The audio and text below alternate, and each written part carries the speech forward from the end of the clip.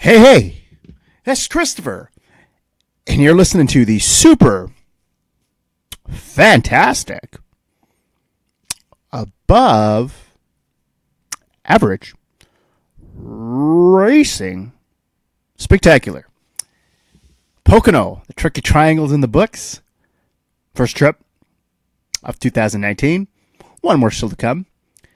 And none other than Kyle Busch. Guy used to hate Pocono. Complained about, don't like the tricky triangle. A little too tricky for me. He's mastered it. As of late. Third win at Pocono. 4th of 2019. That slick hazelnut spread M&M Camry was fast, outclassed the field. I like how the Fox crew, God bless their hearts, try to make this race sound very competitive, and it was a great battle. Was not. This race was, let's face it, was a shit. Was the shits. It was a shitty race. It was not entertaining at all. Heavy on storyline. If you're big into the storyline and you like to analyze the death out of everything, like some of the quote-unquote riders out there with their rumor into bullshit that's posted online, the sky is falling. Kevin Harvick hasn't won yet. What do we do about Kevin Harvick? Well, we're going to talk about that later. But you see, it's those kind of people that really give the sport a lack of credibility in a sense. And I think this is, and I said it about a week ago, and I remember just talking casually to everybody I talked to. They know about my fandom, that I'm at the height of my NASCAR fandom lately, even though the field is a lot smaller. I'm hooked. I'm really digging what's going on the track this year, and last year as well, too. But the thing is, for all the people who want to bitch and moan about Penske and JGR just switching each week, trading barbs, this is some pretty good racing action. And all the rumor bullshit that Kevin Harvick, what's wrong with Kevin Harvick, Stewart-Haas Racing is in a funk. Yeah, that's part of it. Have you ever thought that JGR, Penske's working, Hendrick, they're working a little bit harder than those guys right now? So Kyle Busch was the man of the hour. He won. That paint scheme, I got to admit, pretty damn slick. I haven't tried hazelnut spread M&Ms yet. Probably won't, but I'll take the word for it on the street that they're pretty darn good from what Kyle Busch does. But, you got to promote the product. It's your fucking sponsor, right? You're not going to go out there and say, yeah, don't buy these hazelnut M&Ms. They're the drizzling fucking shits. Stick to peanut. Stick to peanut butter. Maybe some pretzel action, but I don't think you see pretzel action anymore. I just see them at a gas station 5 years ago. I think they've been off the market for about 5 years. Maybe this was 2 years ago. I don't know.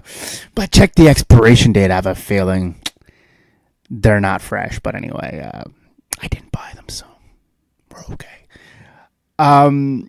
Little off topic here. The Raptors, hey, what's the Toronto? Toronto's up 2-1 in Golden State. If you're really into Toronto, which I predicted they would be the NBA champions this year. Don't really I have no dog in the fight. So I really don't give a shit who wins this thing, but I see a lot of bandwagon fans out there in Canada because we record from Canada. We're in Canada, right? And, I'm keeping this going in the country of Canada that a lot of people don't like NASCAR here or know much about it. But I've always been that NASCAR guy. You grew up in the East Coast, the maritime region of Canada, and not very popular. But you're the odd guy there that really likes NASCAR, digs it, and it's kind of been my mantra. I'm the NASCAR guy. I know a lot about this shit, racing in general. So anyway, yeah, Raptors, pretty neat.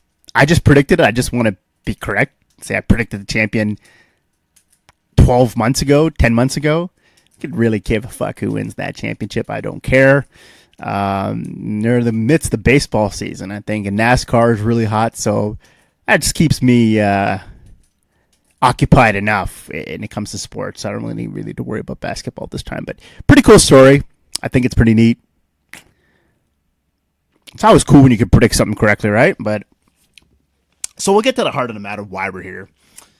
Pocono. So as I said, Kyle Busch, 4th win of 2019.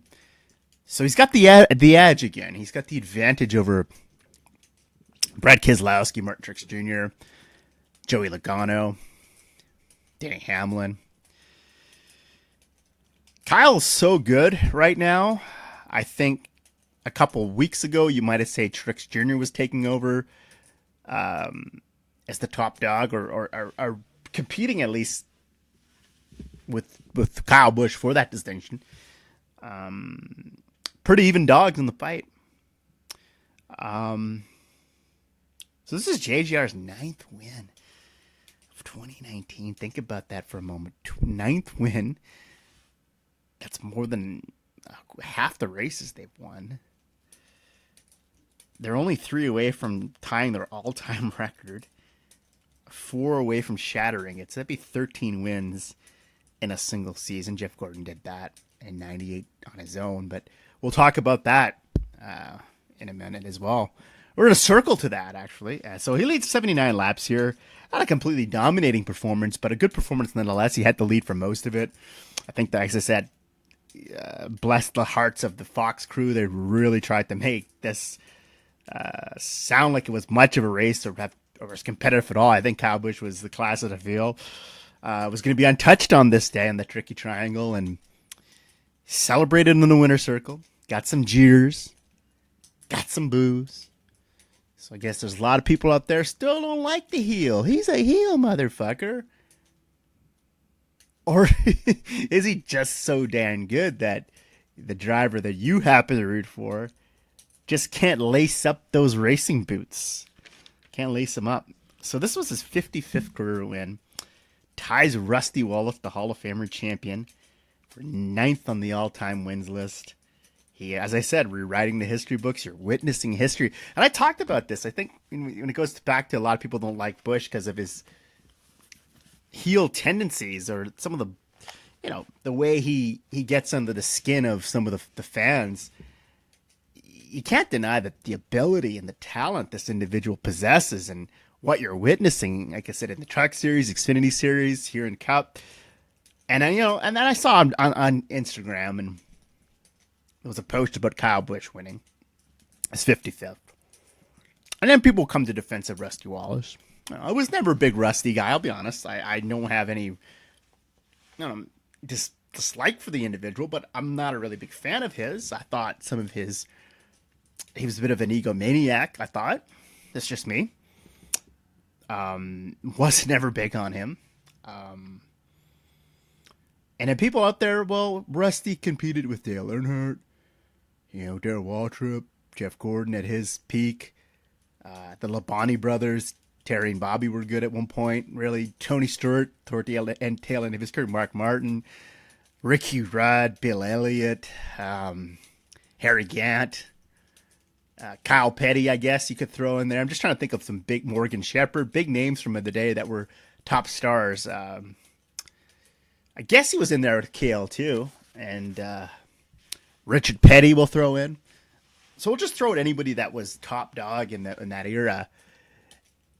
And yeah, and maybe he competed briefly with I think I'm not even going to say that because I'm not sure of that, but Jimmy Johnson too. And Jimmy Johnson came up a few years before Kyle, but look who Kyle had to compete with. And he's won this in a fairly, short amount of time, the 55 wins. But look what Kyle had to contend with. So you can make that argument. Yeah, he was Dale Earnhardt, Darrell Waltrip, and some of those greats from the past were Jeff Gordon were at the top of their game when Rusty was competing for those 55 wins. But on the other hand, there's two sides to every story. Look who Kyle was competing with. Jimmy Johnson at his peak and his dominant ways that he was the 7-time champion. Tony Stewart was good for so many years. Carl Edwards. Jeff Gordon was there. Let's throw him in there. Dale Earnhardt Jr. Bill Elliott was good, I think. I don't know if quite... Yeah, I guess he did compete with Kyle for a bit, but it was sort of his research. Casey Kane will throw in there. Greg Biffle. Matt Kenseth.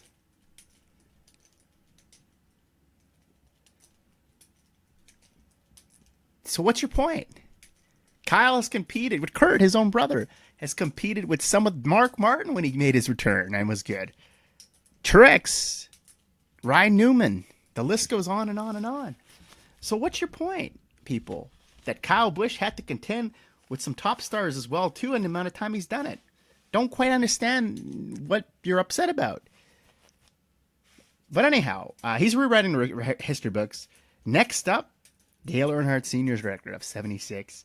He's only 21 wins away from that. And you know what? That sounds like a lot of wins. 21. But let's factor in. We're only going into race 15 of this season.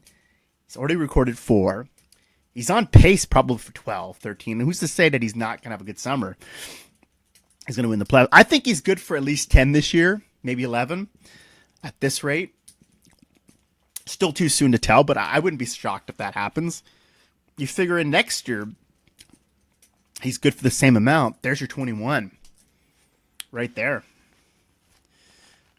Or pretty darn close to it. He's going to reach, I say Kyle, when the end of it all. And this is what's fun to armchair quarterback or get behind the wheel at the fantasy land and come up with your fantasy predictions. How many does he finish with when it's all said and done? I'm going to say right now, Gordon is 93rd in the most recent drivers that were active on that wins list. Johnson, I know, is at 83, stalled at it. It doesn't even look like at some point he's going to reach 84. I know he will, but it's really not looking all that promising. Let's be honest. So what happens here? He's definitely going to reach Earnhardt, I think. Gordon could be. I say he gets 100 when it's all said and maybe 100 and something. I don't know how many more years he plans on going. He's still a fairly young man as well. He's only born in 1985. He's got lots of time left. And I can't see him slowing down. And when he hits his 40s, look at some of these drivers who hit their stride, like Truex, Harvick, into their 40s. They seem to have gotten better as they age, as they progressed. What can Kyle do in that time? Kyle's got a lot of years of winning left. And that's just, and he signed with Joe Gibbs an extension in February. This is going to be a force to be reckoned with, the 18 car and Kyle Busch, for many, many years to come. It's not that crazy, but he's the winningest driver of this decade. So whether, again, we talk about it so many times ad nauseum here, whether you like this cat or not, what he's doing is special and it deserves to be recognized. And I think it has, and you have to give him a bone here, throw him a bone. I think what he's doing is amazing. But here's the real record I think that I would like to see him have a shot at tying or surpassing is Jeff Gordon, 13 wins in 98. You remember that season, how dominant he was that year. Jeff Gordon, the Rainbow Warriors were just automatic. I remember Mark Martin and Dale Jarrett, the two closest competitors at that time, had nothing for him. They looked great too. They had great seasons. You know, if you erase Gordon from the equation, Martin and Jarrett, championship caliber seasons, just was no match for this individual. The kind of zone he was in at that time, and you factor that in with Jeff Gordon, what he did in that era. Kyle's doing it in this era. Can he reach that plateau? Can he reach 13 victories? I know the points have changed. The rules packages, it's not what it used to be. But how good would Kyle have been had he been in that era? And what kind of rivalry would have seen between Gordon and Busch? Things to think about. Fantasy booking, I guess. But Gordon did get a chance to compete with Kyle years later. So the highest win total for him in a season, he did it twice. He did it in 08, and he did it last year in 18. He's halfway there. He's got 4 now. I think he's going to get 11 to 12 this year. 11 seems like the safer bet in my opinion. It could happen. And the funny part about all that is it could happen. He still might walk away without the championship. But I think at this time, Kyle Busch doesn't have to win another championship to be a Hall of Famer or to be the greatest driver, one of the greatest of all time. He's already done that. The championships, if he can attain more along the way, is just icing on the cake. Call it for what it is. This is a generational talent who really has been lights out since he started his career, even when he was with Hendrick. And if you imagine if Hendrick still had a hold of this individual, they passed on him in favor of Dale Jr. back in the day. And was that really a poor decision? I don't know. I don't think that's going to want to come back to haunt Hendrick. Hendrick's gone on to have great success. But you just factor in, had he remained a part of that stable, how dominant that stable would have been through the years. They already were, but I mean, just the level of competitiveness there, it's something to think about. And Kyle, I don't know if that's rumor. It's rumored anyway. Could be complete bullshit. I don't know. It was even rumored at that time before he chose JGR when he was a free agent back in '08, before the '08 season. He could have went to Ganassi. And can you imagine that? How much the complexion of that organization would have changed? But would he ever reach the same heights in the Dodge, in the Ganassi car? Because at Ganassi at one point in '02, as I said, Sterling Marlin should have been the '02 champion had he not got injured. Ganassi's journey in the Cup Series could have looked a lot different than it has. And we'll talk about them too. It's going to be a hot topic, but Ganassi, but 14 races. I mean, he can do it. Something to strive for. So this was his third win, as we mentioned, at Pocono, a place he openly said he despised, was not a fan of the Tricky Triangle.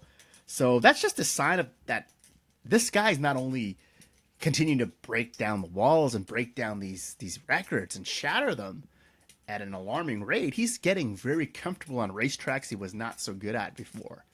Tracks that maybe, weren't quite in his wheelhouse back then. Now he's adapting, and that's scary, because if a guy is peaked at a certain point, but he's only getting better, he's not even, his ceiling is just rising. So I think he leaves there the points leader.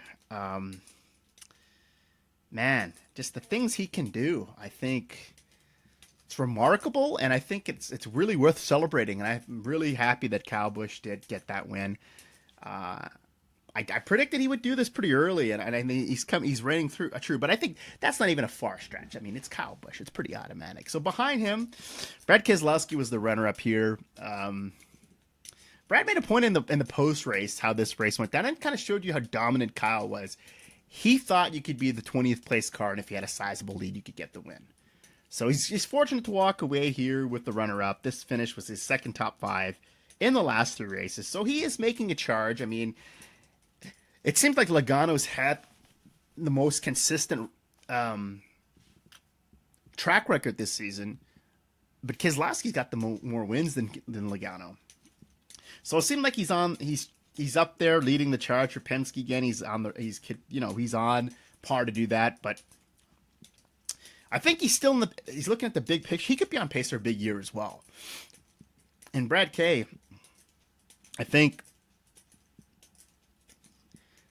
he can heat up, and he gets hot again like he did last year going into playoff. He's in line for that title, and he's keeping pace with Kyle Busch. And this could be a rivalry that it has the potential to be a dream season for both, and it has the potential to treat the public and the audience here to that's not a great word to use, but a rivalry.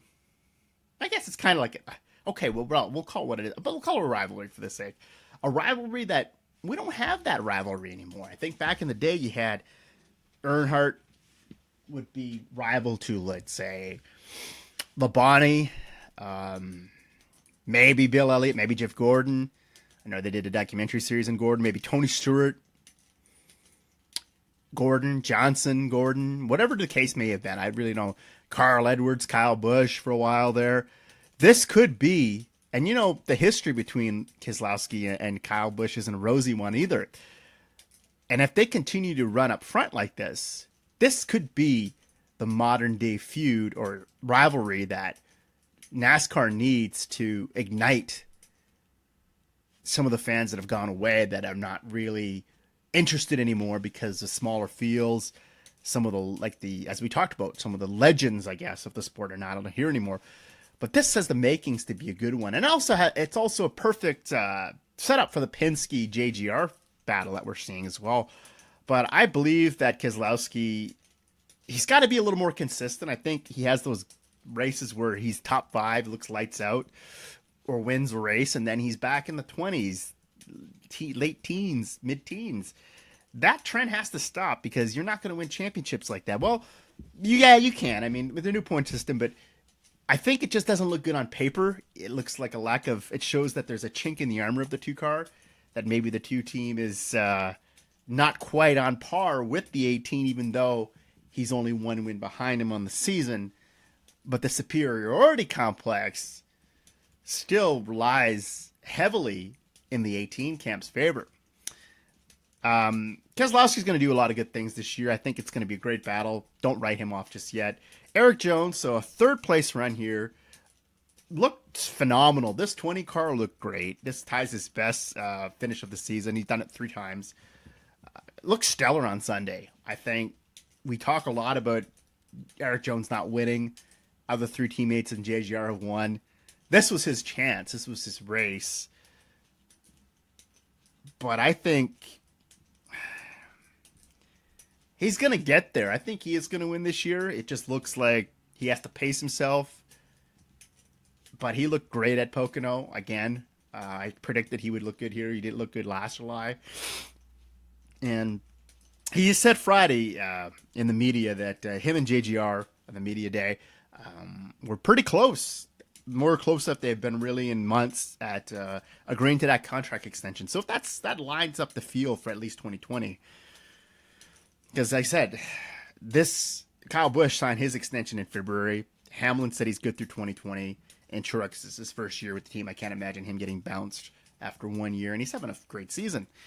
So where does this leave Christopher Bell? We talked so much about that. Is it another year of the Xfinity Series in order for him? Sure doesn't appear to be, but could be. Jones, if he is signed here, it's a good deal. Honestly, I know people are getting Christopher Bell fever, and they're getting behind him, and I see why. Look how great he's been. The Xfinity Series, again, that's why I'm saying, as much as anyone wants to criticize NASCAR and the level of competition, look at that Xfinity Series. This is the best that series has looked in almost 2 decades. Tyler Reddick, Cole Custer, Christopher Bell. These are 3 good thoroughbreds that are giving hope to the future of the sport, and not only the Xfinity Series, that this is going to be a healthy series in a couple years. It's already getting there. Let's been looking. The action's been. I haven't really watched a race, but from what I've been seeing, the highlights, it's looking good. You're not seeing the Cup guys in there running roughshod that place anymore.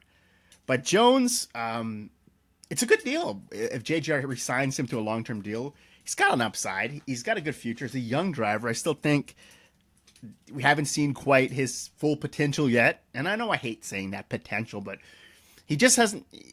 The leash hasn't been long enough for him, I think. And I think he's going to do a lot of good things in that car, still the 20 car. Anyone who's raced that 20 car, you look at that history of that car has had success in it. All the way back to Tony Stewart. Almost 20 years ago. Eric Jones. I think they're going to get this done. I wouldn't be shocked. But I don't think it's going to be a long-term deal. But ideally, if you're still talking about Christopher Bell, if you want to play conspiracy theorist here, wouldn't that say Hamlin signed through 2020? Sort of hit a rough patch after starting off pretty strong. Wouldn't it say Hamlin could be the odd man out next year? 21? I don't know. Not going to cause speculation or rumor and innuendo, but what are they going to do with Christopher Bell? That ultimately is going to come up as the summer progresses. And again, another year of Xfinity, I just don't think that would be fair to him. And I think at that point, Christopher Bell might be the one that gets away for JGR. Who knows? So Chase Elliott, 4th place finish. 5th consecutive top 5. He's leading that Hendrick charge, which he's done for quite some time. But it's finishing, and I think Chase alluded to in the post-race that he's got to capitalize and finish. These are phenomenal runs, but you gotta more of them have to culminate with a trip through the winner's circle and getting better at closing. I think dialing in the car. I think getting there in the end and hanging with there. These runs are great, but if Hendrick wants that power and wants to keep pace with Penske and JGR, Chase Elliott's got to roll off the wins because, let's face it, Chase is, out of the 4 cars that are there, 3 of them probably will make the playoffs, if not all 4. Chase represents the best chance on paper for bringing the organization to championship again. So they have to invest a lot in him, and he's a talented driver. As we see, he's keeping pace. He's the only driver to win that's not from Penske or JGR this year. So he's keeping pace, which is absolutely phenomenal. But it's getting over that hump. You got to add to that win total. And when it comes playoff time, he's third in the standings at this time. So he's very much in the championship fight. He's in the conversation. This could be the year he makes the Final Four.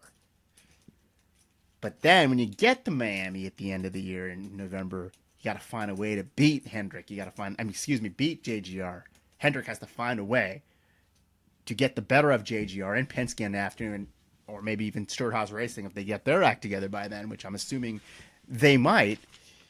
There's lots of things to consider there for Chase, but I think Chase acknowledging the fact that he has to get better at closing and finishing off these races says a lot about the driver's maturity.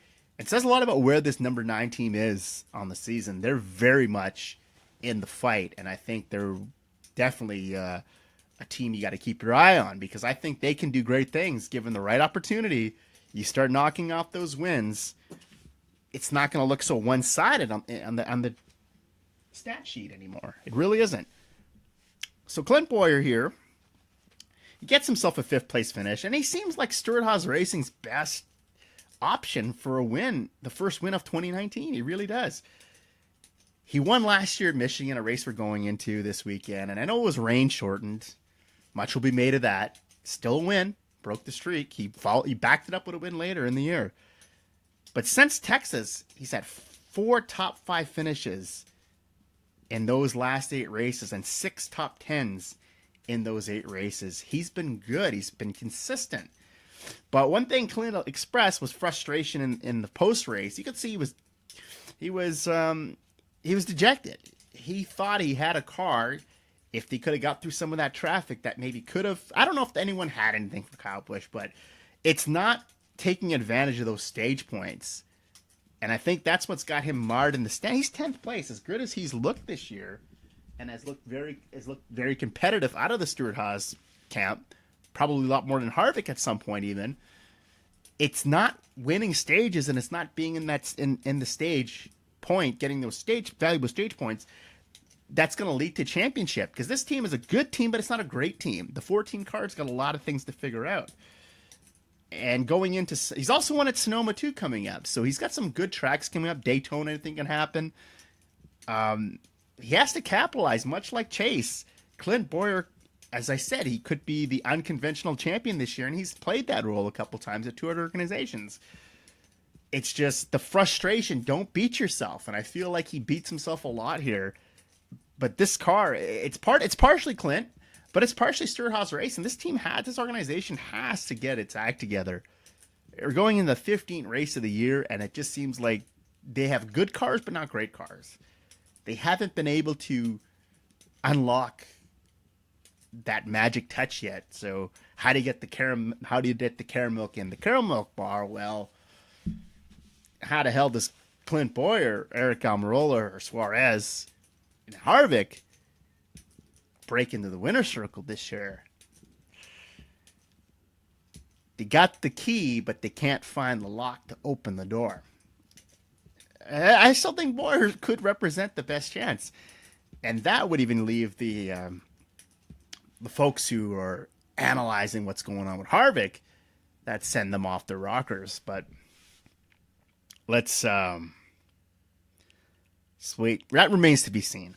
So Denny Hamlin, talk about a guy who's been marred in a bit of a slump. 6th place run here. This was his first top 10 since his 5th place run at Richmond. And that's more than a month and a half ago. So Denny needed this run. And as I said, the Fox crew said in the end, it wasn't a win. But it was, on paper, it looks great. It's a 6th place run. And hopefully this team's on the upswing, because I think Denny has crawled out of sort of the doldrums he was in last year, this year. So he is the weakest of the JGR cars in the last month or so. Because we know what Kyle Busch has been doing. We know what Truex has been doing. And then Eric Jones has been having some great runs. Denny hasn't really had much. We started talking about him at the beginning of the year. We're not talking about him much lately. So I don't know really what the 11 team brings to that equation going forward, but I think this team can only go up. Obviously, they can improve, but he's got, if he gets one more win under his belt here, he's got three. And that could be a really shot in the armor going down the stretch. But I just don't know what the expected 11 car. I feel like Denny, and again, we talk about the Christopher Bell talk. Maybe he's the guy that doesn't outlast all the hype with Christopher Bell. Maybe he's placed in favor of him. I don't know. I'm not going to start rumoring into a bullshit, but if Erik Jones does get his contract extension, Christopher Bell and Erik Jones is a very, very young combination at the forefront of your organization with Kyle Busch. I don't know. We'll see. Joey Logano, 7th place run here. Still second in the standings. Since Bristol, he's been on fire, in my opinion. He's just missing the wins, I think. He's been really consistent. It's the win total that we're not talking about him the most, where Busch, Truex Jr., and Keselowski have more wins than him. But in that 7-race span, his record is only slightly behind Kyle Busch because he's got the 0 wins. Look at Kyle's record since that Bristol race.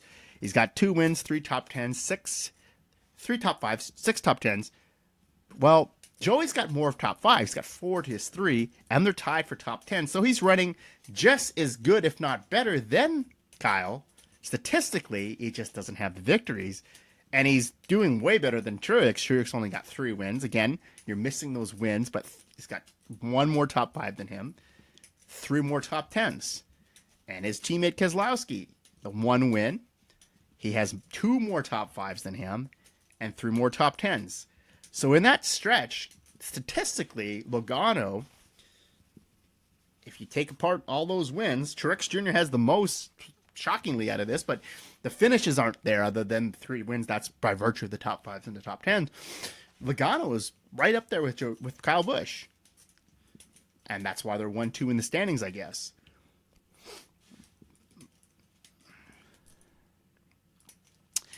Okay, and if you find Joey's sunglasses, remember to return them. He lost his eyewear there on the pace laps on the pace track. Did you get a look at that? It was floating around social media.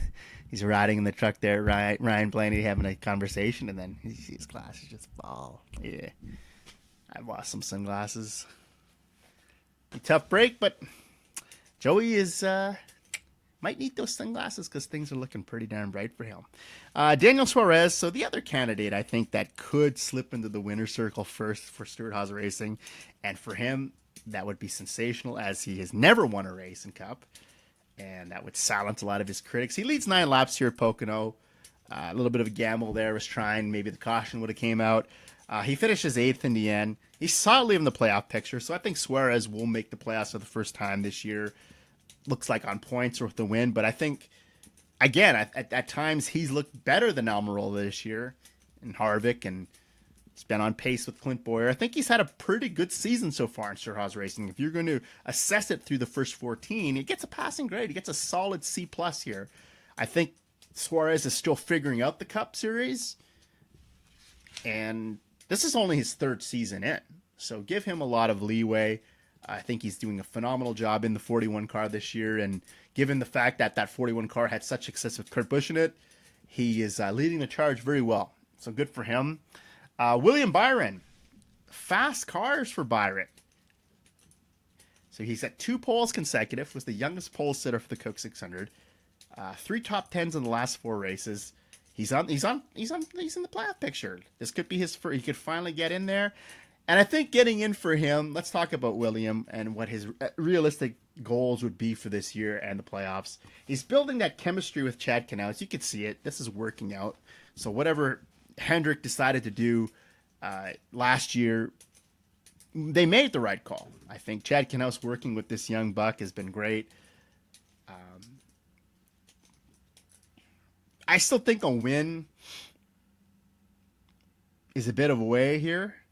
I don't think it's completely way off, but I think it's still a few months, maybe a year away. I think realistic goals for him in the playoffs this year is to get in and to get that experience, maybe even get past the first round. But I think what they're building here is it's a nice transition. I know he won a lot of races in truck and Xfinity, and there was a lot expected of him coming into this. But I never thought he was going to set the world on fire when he got to the Cup Series. I think it was going to be a steep learning curve. And I thought he's on pace. I think he's running the way he's expected to run. But a lot of confidence for William Byron to have these fast cars. And he's been in, the top 10 the last few weeks. And it's nice to see that 24 car doing well again. Another young driver here, so Daniel Hemrick, 13th place run. Good run for RCR. He leads 3 laps here. It's good to see this guy, like I said, running well. Lots made about him. I think him and Priest are having an okay rookie battle. He had success at Pocono in the Truck Series and Xfinity Series, so it's not that shocking to see him be very comfortable at this track and run up front. So nice shout out to him. 13th place for Daniel Hemrick. So Kevin Harvick, mistakes here cost this team. They were a very good car. 22nd in the end. It's just this team, for whatever reason, miscalculations, just cannot seem to get it in order. And they're struggling. Let's call it for what it is. This team is really struggling. There's a missed opportunity at Pocono. Michigan's coming up. Had a great run there last August. Is that the place he breaks the streak? Sonoma coming up. He's got some tracks coming up that he's very comfortable with.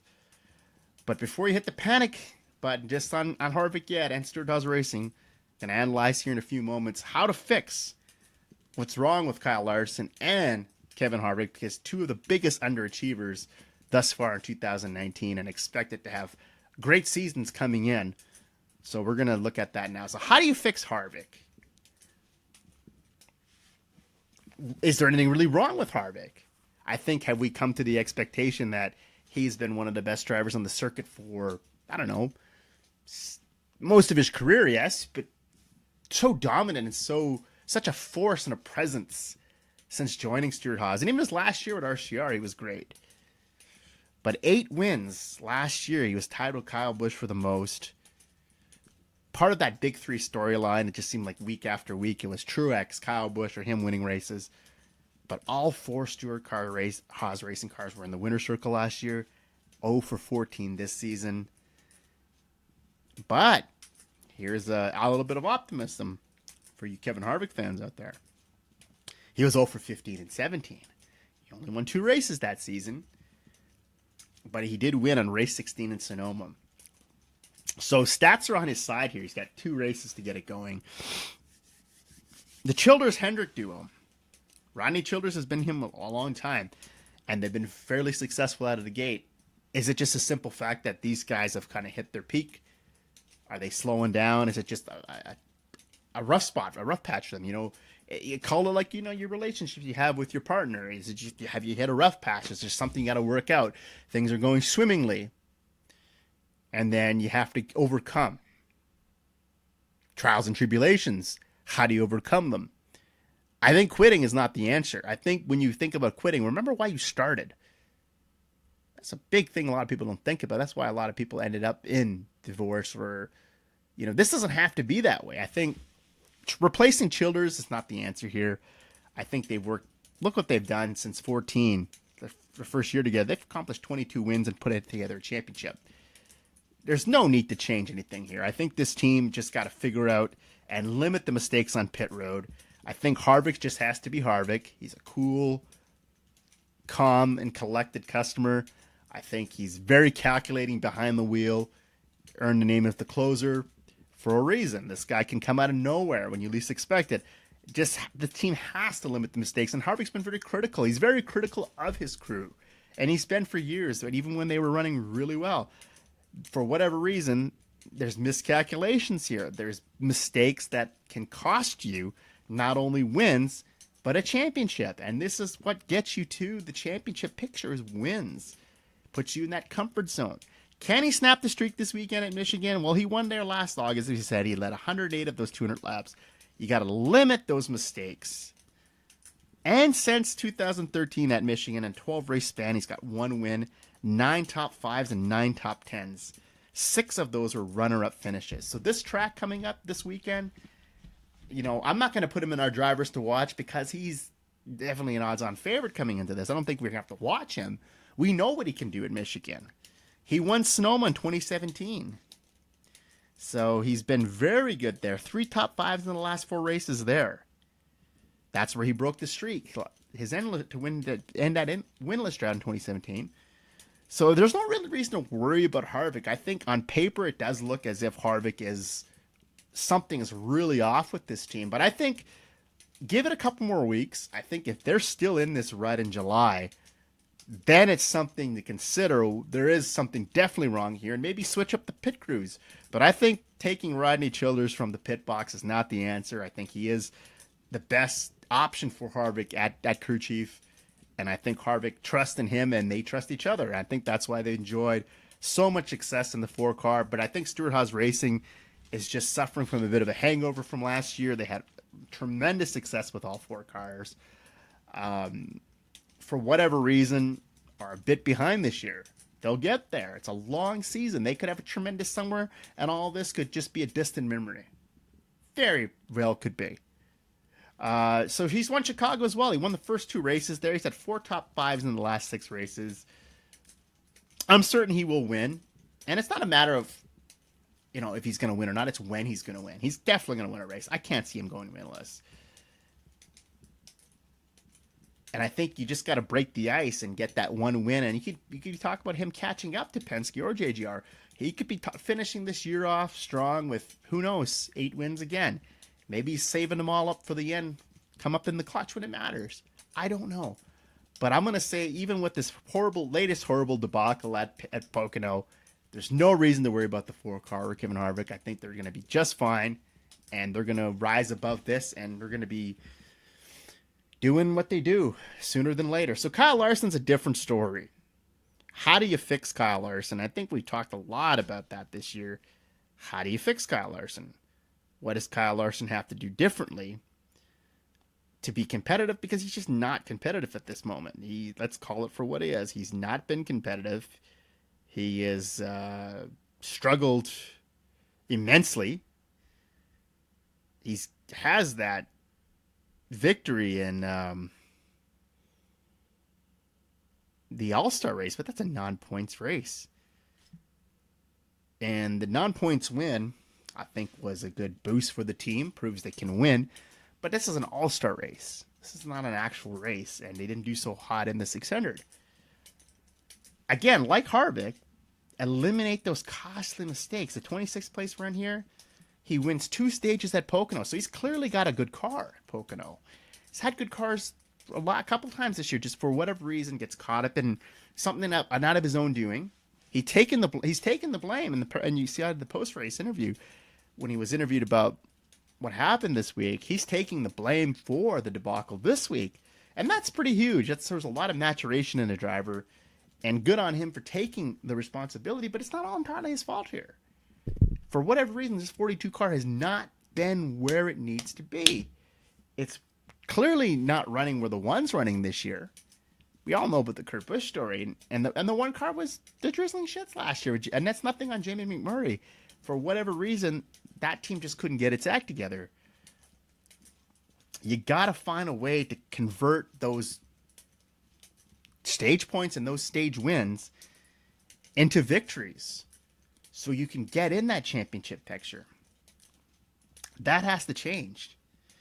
Taking ownership of those mishaps, that shows a lot about the individual Kyle Larson, but the team's got a lot of responsibility on that too. You can't put that all on Kyle.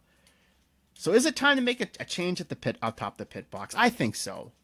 I just don't think this Chad Johnston Larson duo is working anymore. You come into 2018, the odds-on championship favorite. It's that trust. Has he lost trust in Johnston? Is he not making the right calls on the pit box? Would Larson serve better to have another crew chief there? I don't know. So he's on a 60 winless race drought. That's what that race drought. 60 races since he last won. That's Richmond in the fall of 2017. And factor this in. He's second in the points going into that. So he's going into that playoff run that year a favorite for the championship. That's why he was overwhelming favorite going into 18. They think this was the year of Larson. He's got a 3rd place at Dover. That was his best of the season. I just don't know what it is. But I think it's time to make a crew chief change. That's my opinion. I think get someone in there, freshen it up. I don't think sometimes crew chief changes can be a hindrance or they could be the Hail Mary that turns your season around. But at this point, it's not working, and it hasn't worked for almost 2 years now. For whatever that magic that they had in 2017, it's gone. And there's no use trying to chase it and try to get it back. You got to create your own magic now. You have to take ownership, responsibility, which he has. I don't know if the team has, to turn this around, because this is looking bad for Kyle Larson. This is turning one of the bright young stars, and it's looking like flash in the pan material. Not quite that point yet, but it's heading in that direction. But what about the loss of sponsors? Could that have a lot to do with Target left? A long-time Ganassi sponsor, gone. DC Solar, that whole, whatever that was, that's just, they had a lot of invested in that team, and then you hear about the scandal there before the season starts. It cost Ross Chastain his shot at the Xfinity Series championship.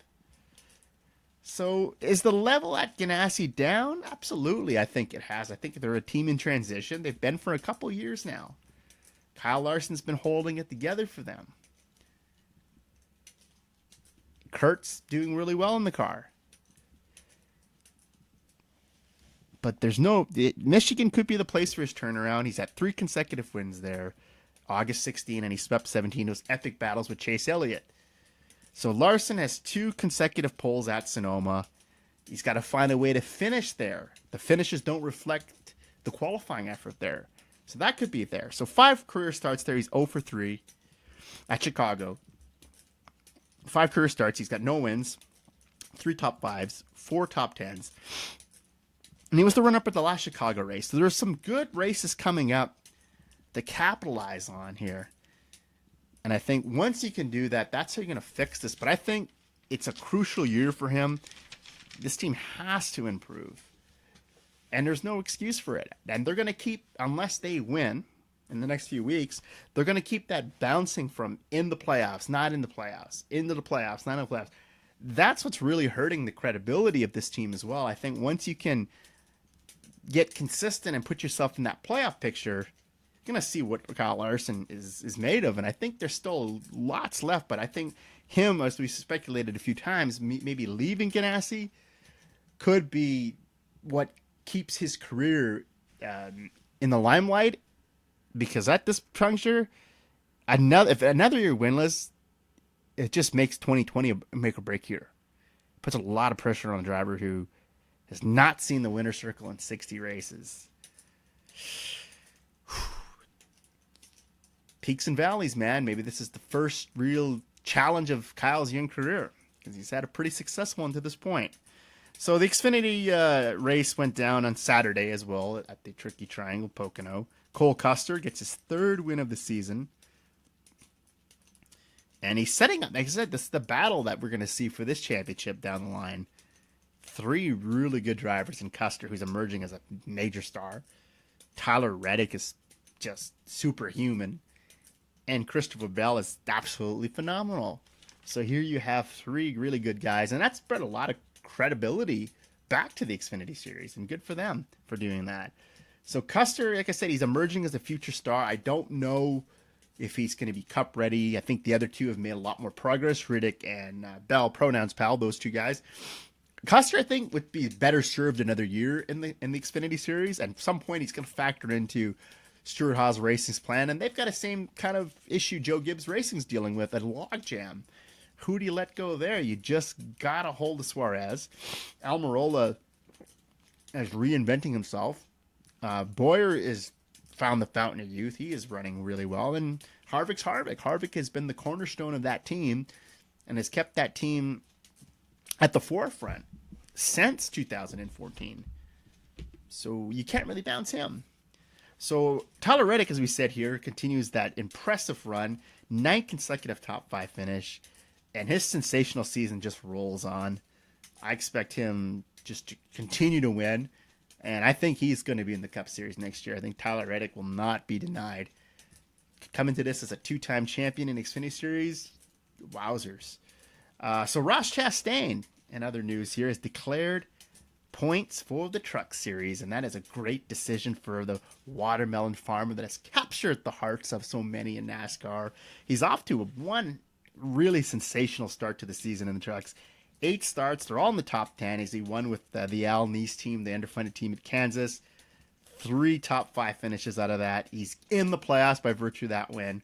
And this story just continues to have so many feel goods to it. And, he gets knocked out of the Xfinity run, but that, what happened with DC Solar and Ganassi, that's all a distant memory. I think Chastain is really building himself up from the ground.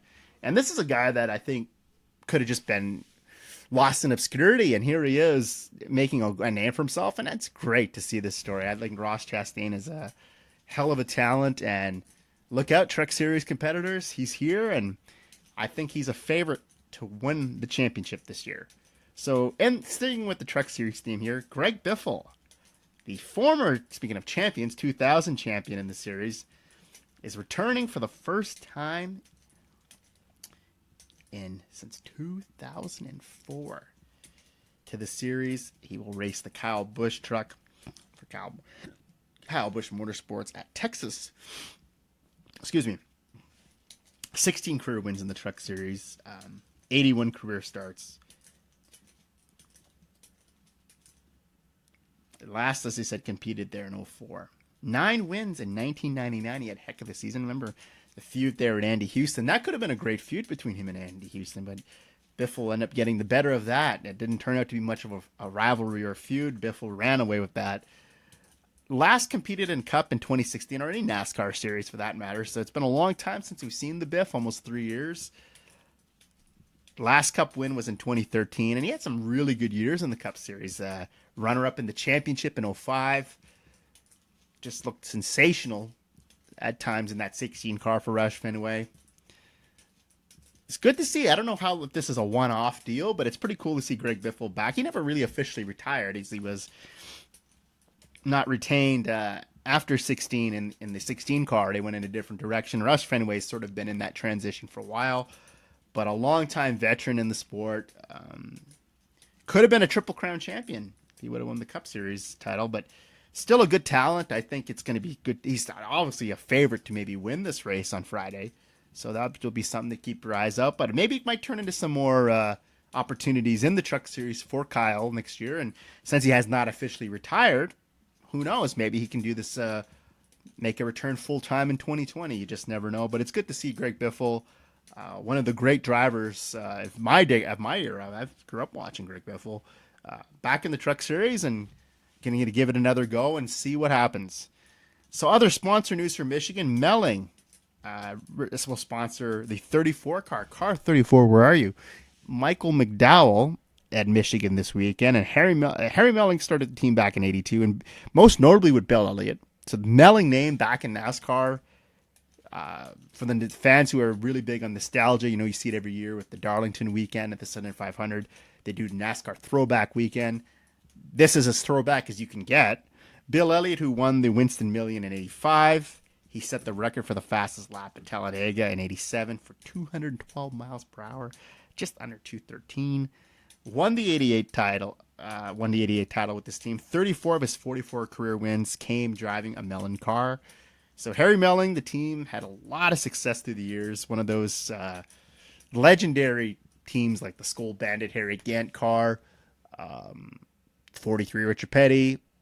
I'd put it up there with Earnhardt's number 3, Jeff Gordon's 24, 48 of Jimmy Johnson. So it has that it's recognizable, and the history the Melling number 9 team enjoyed in the 80s was phenomenal. They did close up shop. Harry Melling unfortunately passed away of a heart attack in May of 1999. That's the same year his son Mark took over, but the team did cease operation in 2002. So Melling Racing did go a few years after the passing of the patriarch, but they continued. So Melling now owns the Melling Performance and Melling Engine Parts, located in Jackson, Michigan, less than 20 miles from the Speedway. So this is a pretty cool collaboration. I know Michael McDowell is jazzed up to have the Melling colors on his car this weekend. See what happens. Maybe he'll have a good run. I don't know. But Michigan, home track for them. This could turn into something even for maybe the race at Darlington to sort of tie that in and have a nice throwback. Maybe because he's something like the old Coors car that Bill Elliott ran in the 80s. Who knows? So in the IndyCar series, we'll turn our attention to that. Scott Dixon, the New Zealand native, one of my all-time favorites, wins the second race at the Grand Prix of Belle Isle. Some more unfortunate events. He bounces back from a dismal last place finish at the first race at Saturday. This was his 44th career win in the series. He's all-time on the wins list, as we know. He's won at least one race since 2005. Talk about the greatest of all time when it comes to IndyCar. It's got to be Scott Dixon. I don't see who's better than him. 6 wins away from 50. And we talk a lot about, Kyle Busch in this era in NASCAR. We're witnessing history and he's rewriting the record books. Well, Scott Dixon's doing the same in the IndyCar series. So you're seeing these great drivers who, haven't been around all that long and they're working their way up. And now Dixon is 10 ahead of Will Power, who's second on that all-time wins list. But when it comes down to it, all-time greats in IndyCar, I think it's hard to argue it's Scott Dixon is. We talk about GOATs a lot, greatest of all times. I think it's Scott Dixon in the IndyCar series. So I think he's going to reach that 50. He's got lots of time to do it. It's pretty cool to see that Kyle Busch is making history on the Cup side, and here we have Dixon doing an IndyCar. And you're witnessing history, folks, and it's something to marvel at. And a big shout-out and round of applause for Dixon, Kyle Busch, two of the all-time greats, winningest drivers in this decade. So drivers to keep your eyes on at Michigan when you're preparing for the race on Sunday afternoon. Should be a good one. Michigan's always a pretty cool track. Chase Elliott, 6 career starts, and get a load of these numbers. We all remember his legendary battles with Kyle Larson. Kyle Larson sure left to rewind the clock and have that with Chase, wouldn't he?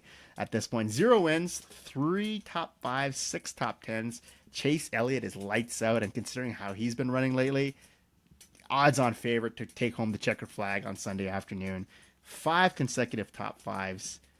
And those runner-up finishes, finished second to Larson in August 16 and both races in 17. It's just got to keep your eyes on him. And this is a name that, you might kind of snicker a little or say, what? But Paul Menard, 5th place in this race a year ago for the Wood Brothers. He's had 5 top 5s and 25 career starts at Michigan. 3 consecutive 4th-place finishes from August 13 to 14. And that was with RCR, yes. But Paul Menard, for some reason, seems to run really well at Michigan. I think he could be your sleeper pick if you're putting any of the gambling pools or fantasy teams together for the weekend. Don't sleep on Paul Menard. He's probably got that extension at Penske. He's a satellite team for Penske. They get a lot of resources from the Wood Brothers do from Penske. Could break into the winner's circle. Wild card in the playoff. Why not? Give him a shot. Who knows? Erik Jones. So this is his home track. Eric's coming off that sweet finish of 3rd at Pocono. He's finished 3rd at Michigan in August of 17 when he was running for Furniture Row, the 5-year energy car. And his motivation to win here, he wants to snap that streak. He wants to join his fellow JGR teammates in the winner's circle, be winners in 2019. That would put all 4 cars in the winner's circle, give them their 10th win of the season. Erik Jones is one to keep your eye on. Home track. Hometown magic, right? Ryan Blaney also in that same position as Jones. His other 2 teammates enjoyed winning this year. Joey Logano, Brad Keselowski. Well, Ryan Blaney's probably saying, well, I want a piece of the action. I want to win too. He was 8th in this race a year ago, 5th in August of 2015 when he was with the Wood Brothers. Has a chance, man. I like his chances here again. Ryan Blaney, he's had some fast cars this year. Just for whatever reason, can't finish in the end. So this could be, like I said, the same scenario Erik Jones. You want to join your teammates in the winner's circle, get yourself into that playoff, and get your name in that championship conversation. Ryan Blaney has the ability to do that. He was 4th, actually, in August, of 2016 for the Wood Brothers. It was a year ahead of myself there, but he said some really... And he was 5th in the August race. I think it would have been last year. Yeah, it was last year. So there you go. Ryan Blaney can get the job done at Michigan. Statistics don't mislead, right? And obviously another hometown favorite, Brad Keselowski, Rochester Hill Zone, second place in August of 2018. He's never won at his home track. This would be a fitting place, and I know Keselowski is very passionate about being a Michigan native, and to win here, I think would be probably the most dear to his heart to win at this track. And he's won some pretty big races in his career, but last 10 Michigan races, look at these statistics. No wins, 4 top 5s and 8 top 10s. So he knows how to get around his home track, and this 4th win ultimately would keep him on pace with Kyle Busch and put him atop the leaderboard and put the pressure on some of the other competitors. So 4 wins for Keselowski could become a reality on Sunday. I really think he's going to be one to watch when they drop that checkered flag. So we're going to drop the checkered flag on this edition of Super Fantastic Above Average Racing Spectacular. And again, as always, thank you for listening and taking the time to give this podcast an opportunity. I do want to get better as we go along here. As you always want to improve. It's always human and never be satisfied. You always want to make something better. It can always be better, right? So we're going to try to roll out some new things here as the summer progresses. And again, I just want to tell everyone to be kind to one another. Just go out of your way sometime for people.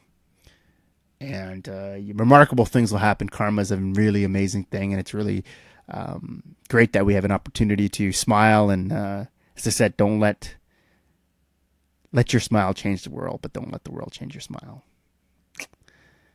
And always be super, maybe a little fantastic, and in the end, you might find something spectacular. Until next week, I will see you.